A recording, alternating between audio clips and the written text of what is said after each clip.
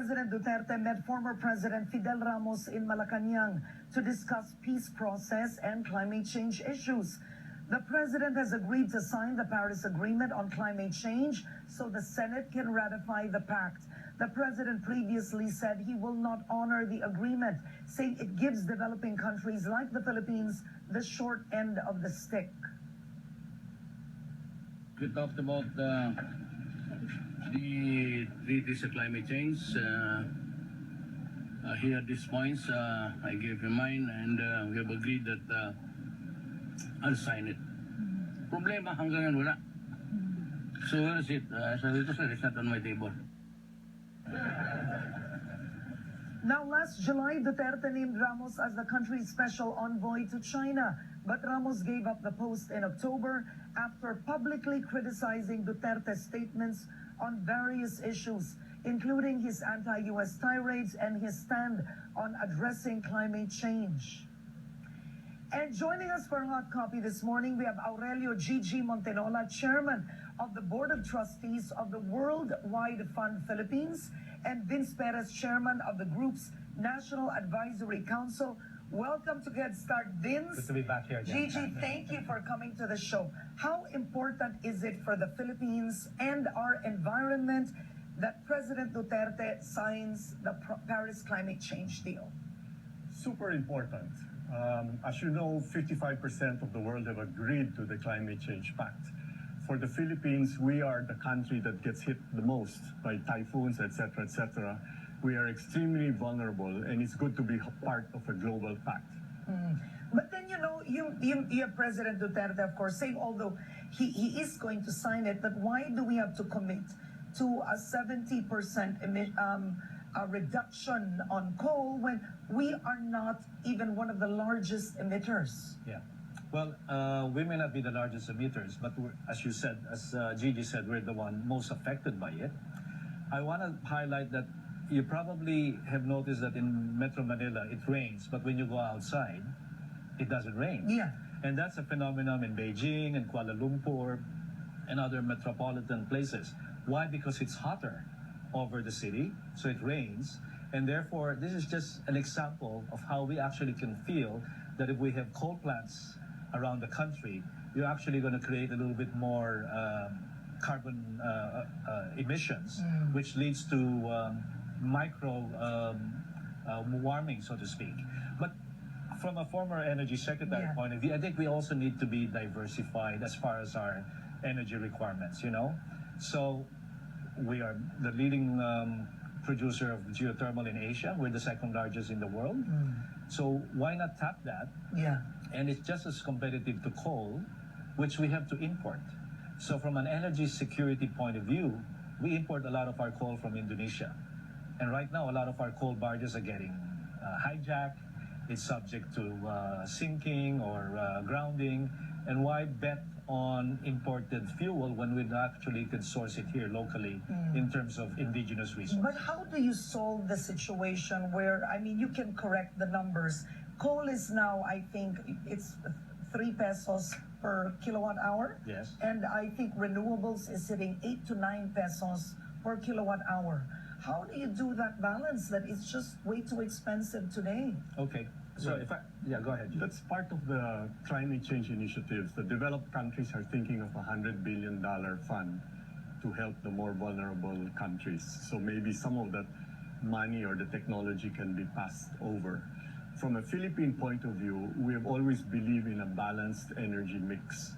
We understand that access to electricity is a principal component of anti-poverty. Yes. But at the same time, we don't want to be too dependent on any one single source of energy. The coal today is 45%. If everything gets approved, it's 65%.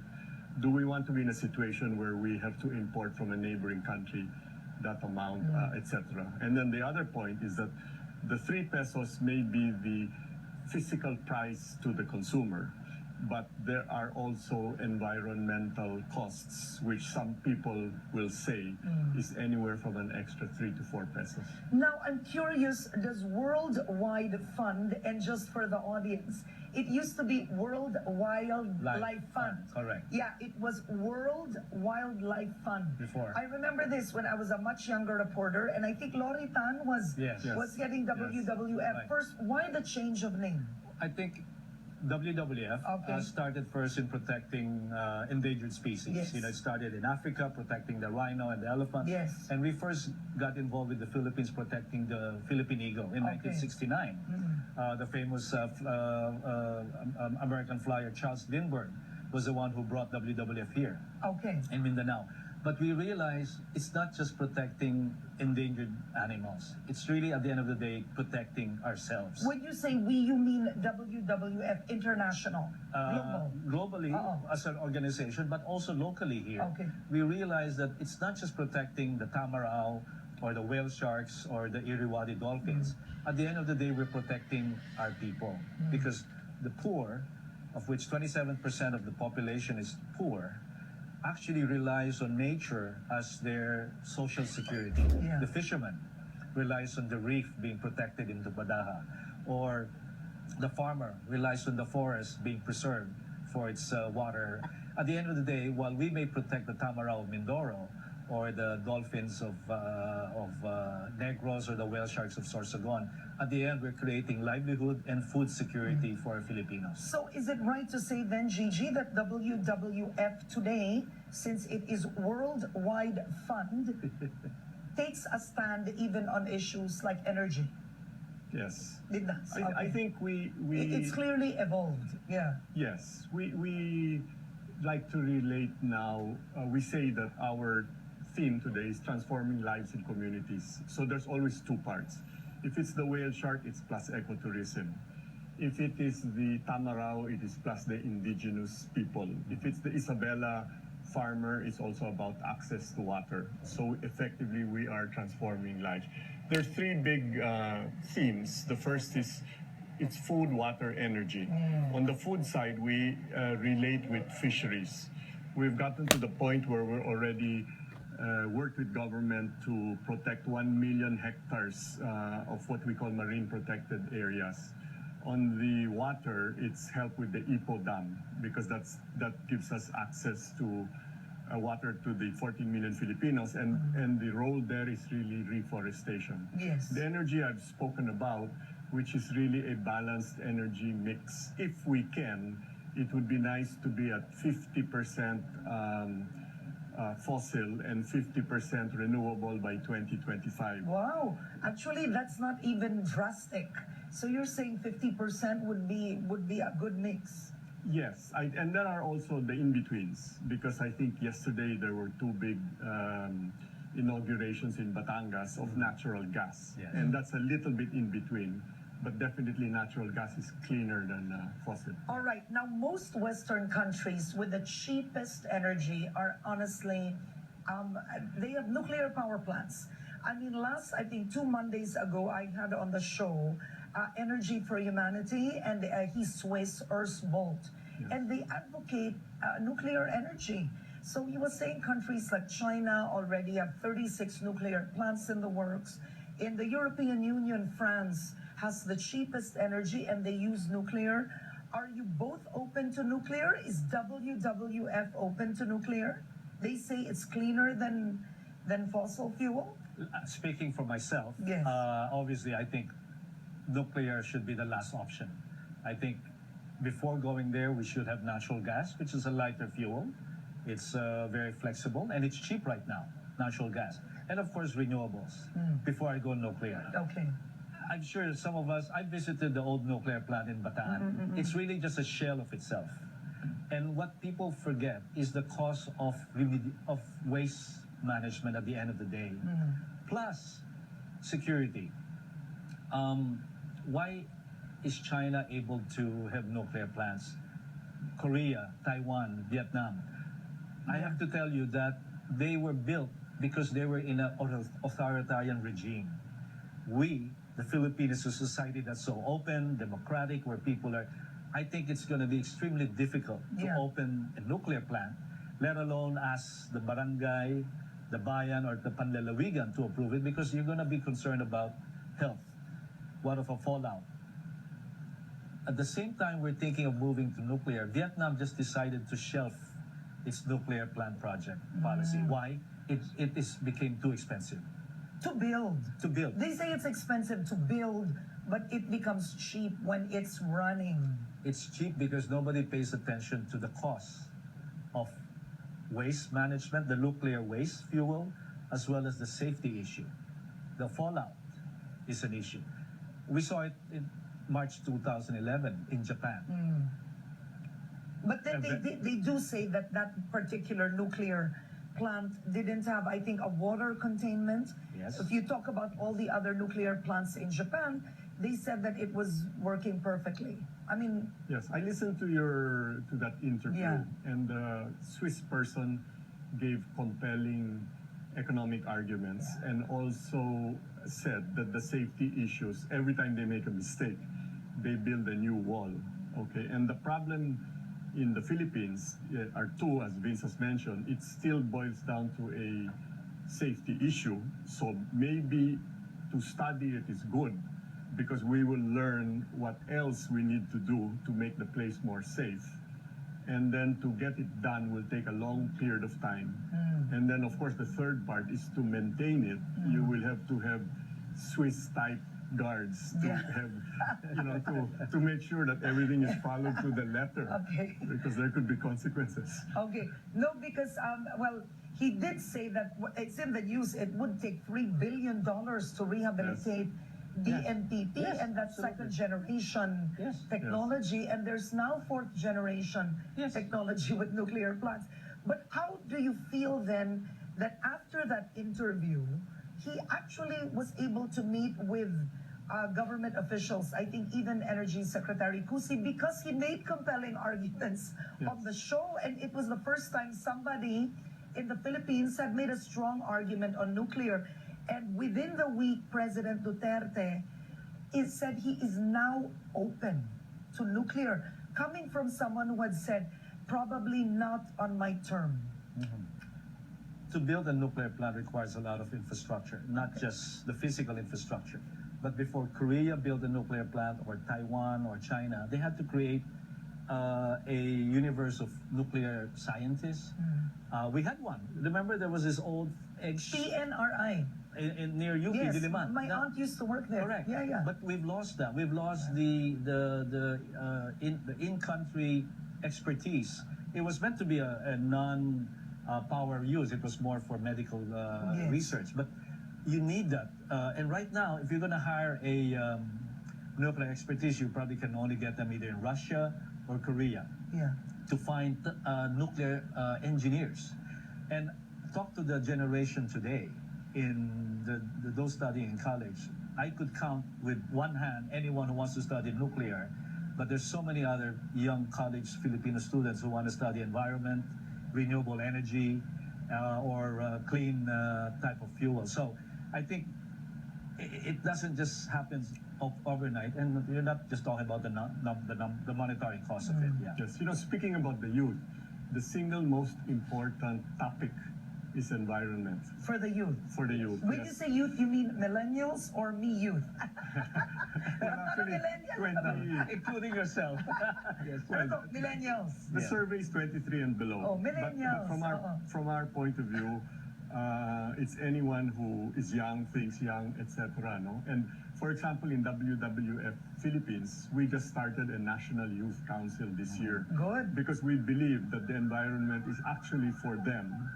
And the earlier that they get involved, figuring out what they want to do to help out, the better. Oh, so there you say there's more awareness with the youth when it comes to the environment. Yes. So I want to ask you this.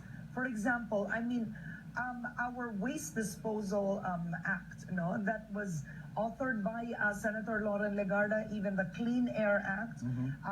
The UN lauds it as one of the best, Yes. one of the strictest, and you have Senator Legarda, who's worked very hard on this, and she's an advocate of recycling. Yes. All right? Yes. Where does WWF stand when it comes to the use of incinerators? Once again, all developed countries use incinerators to deal with their trash in one way or another, whether it's incinerating to energy incinerating to something.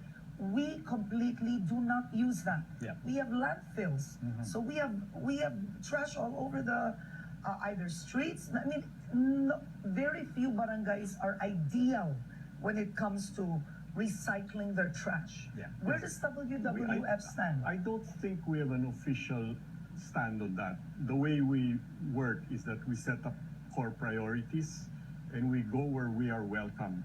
So if it helps us to help with the marine protected areas because it helps the fishermen, then definitely we will be more involved there. You know, so I think in the end we would like to focus where we think we can make a difference as opposed to necessarily coming out with a stand. on items that we either have not researched enough or Yeah. we're not sure is very important. We're not Greenpeace. Okay. Okay, we're WWF. We want to Yeah. help. We want to help lives and we want to help communities.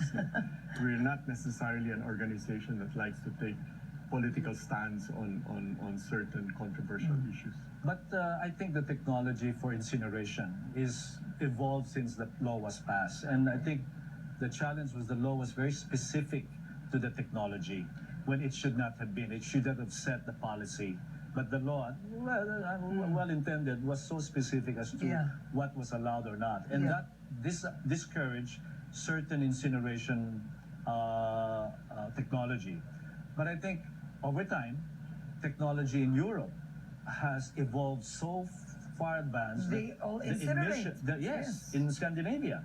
And the emissions of the particles per millions have become so small. And now what we're seeing is that local government officials realize that solid waste management is becoming a bigger headache. Where do they find a landfill? Where do they, transport that? And you have Montalban has come up with a methane. Yeah, yeah. And some other municipalities have started looking at that as a form of solid waste management. Yeah. Because definitely, I mean, WWF and both of you, I'll be honest, could be very influential in terms of forming policy. Policy that could really permanently change the direction of the Philippines. So issues like, for example, should we go nuclear? Should we be open to incineration? Are real, genuine issues that in the long run affect cost, economics, and the environment. If I were to ask you what is the biggest environmental concern in the Philippines, what would it be? Taking care of the oceans. Okay. I think because what you realize, we've all read about the Spratlys and Yes. all of that, but what you realize that what is at stake are the nurseries for fish. That's why it's very important to keep Scarborough Shoal fisherman friendly, etc., etc. And that fish is going to affect our own food stock. If there's anything that we can do to help protect the oceans and the fish, that's why we're very, very pleased with our 1 million hectare marine protected areas, which we can do only with the help of government and the communities around those areas. Let me add to that. Yeah. What makes the Philippines unique is because we're an archipelago, right?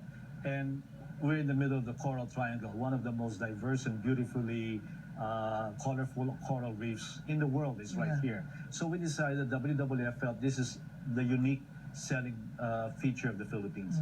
But more beyond tourism, as Gigi said, the reef, Tubataha Reef, is the nursery for probably 12 million Filipino fishermen that lives along the coast of Iloilo, Panay, Negros, Palawan, and Mindoro. Because that Tubataha is like the nursery, and by protecting it over the last 20 years, the fish catch, has grown from 80 kilograms per square meter to 280 kilos per square meter. That means it's a food source for 12 million fishermen. Yes. So that's creating livelihood as well as food security for us by protecting the reefs, the Tubataha Reef, Apple Reef, and the other marine protected areas around the country. Okay, so how would you rate Tubataha Reef today? I mean, I've been to Tubataha, I think, twice as a diver in my younger days. I think one was with WWF, Yes, yes. I think. And after the accident coming from the U.S. Yes. Navy, Yes. wherein it damaged how much square feet of the reef? There were several Yes. hundred square meters of that. Yes. What are the challenges in protecting Tubataha Reef? We have a ranger station that WWF has supported. This must be new, or the old ranger There was station. an old that we are renovating. Yes, to- because I've been to the old one. Yes. There was nothing there. Yeah, so we need to give them radar. Okay. We installed solar power for them. I mean, even satellite TV so they could watch you. Okay, I mean, meron na doon? We- the range, yes, layo nun, right at the ranger station. Yeah. I mean, Yeah, that's like a sandbar. Yes, so Yeah. they need to have a way to Okay. entertain themselves and be Yeah, be I know. educated. So Gigi and I went there 2 years ago. Okay. And congratulated and commended the rangers who protect the environment there. So it's one of the most popular, probably the best coral reef in this region. People fly in from all over the world, I from Hong agree. Kong, from Australia, from the US to visit the place. So we should protect that. Yeah. I have to say, the U.S. warship, okay, it grounded. The U.S. has paid its penalty, and that's going to help Tubataha as well. So there's a wonderful lady who runs that place, Angelique Songko. Yes. She's one of our unsung heroes, and through her, we've managed to protect the Tubataha Reef as a national treasure. Now, when it comes to, I mean, this is a bit issue-based, but when it comes to the Chinese reclaiming parts of our exclusive economic zone in the West Philippine Sea, I mean, you're talking about maybe 70% of Filipinos live with food coming from the ocean, they fish, and even our supply comes from the bottom part of the South China Sea. Where are we when it comes to that, considering they've reclaimed 3 reefs, 3 islands? I think the legal points are clear. Yes. Everyone realizes we're proceeding to the diplomatic front. We are particularly the WWF, which is really a non-profit organization. If there's any way that we can help in being able to bridge the gap, I think the best that we can do is to promote cooperation and also to promote livelihood for the fishermen. And I think our president is doing the same thing, you know, and so that's the best that, I mean, under the circumstances today, that's what we can do. And I think WWF has come a long way. I mean, 20 years ago, you had to educate fishermen on don't use cyanide, Yes. right? Don't use Dynamite, dynamite. yes. I mean, we've gone a long way. Is that still a problem? Oh, no, and we've actually brought it further. In Hagonoy Gulf, WWF has taught tuna fishermen to use line-caught tuna. But they catch a lot. Ang hirap ng line tune. Ano naman? But the value Oo. per kilo is kasi so much malaki. higher. Oo. But it's also caught, you know, line caught means the fish is actually in better condition. Yeah. And through our global partnership with WWF Switzerland and Germany has found retailers who will buy this line caught tuna, have it shipped, air freighted to Europe at a much higher value per kilo because it's line caught Hagonoy. in Hagonoy Oo. Gulf. So we create livelihood for fishermen there because they're taught how to, rather than trawling it, you know, where the tuna gets really damaged. Here, by doing it line caught, you increase the value per kilo of that catch that goes to the fishermen. All right, we're going to take a quick break from our discussion. Please stay tuned. More of WWF when we return.